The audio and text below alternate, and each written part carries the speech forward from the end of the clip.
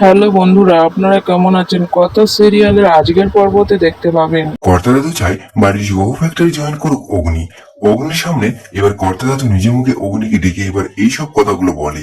তবে বাড়ির সকলের সামনে অগ্নি কর্তা দাদুর কথা মেনে নেয়, বাড়ির কোম্পানিতে জয়েন হতে রাজি হয়।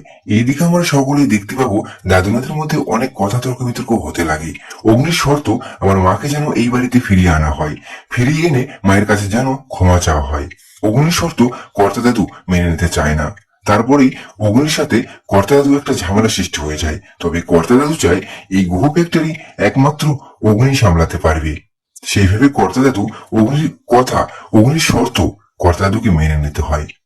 গো ফ্যাক্টরি অগ্নির হাতে সব তুলে দেওয়াতে এইদিকে চিত্রা আর মিহির বিপদে পড়ে যায়। এইদিকে চিত্রা মনে মনে ভাবে, বাবা এটা কি করলো, সব দায়িত্ব সবকিছুই তো অগ্নির হাতে তুলে দিল, আর আমার ছেলে মেয়ের কি হবে। চিত্রা লোভ সামলাতে পারে না, চিত্রা মিহির অন্য কিছু ভাবতে লাগে। এইদিকে অগ্নির এই বড় শর্ত কর্তা দাদু কিভাবে মেনে নেবে? তবে কি ফ্যাক্টরির জন্য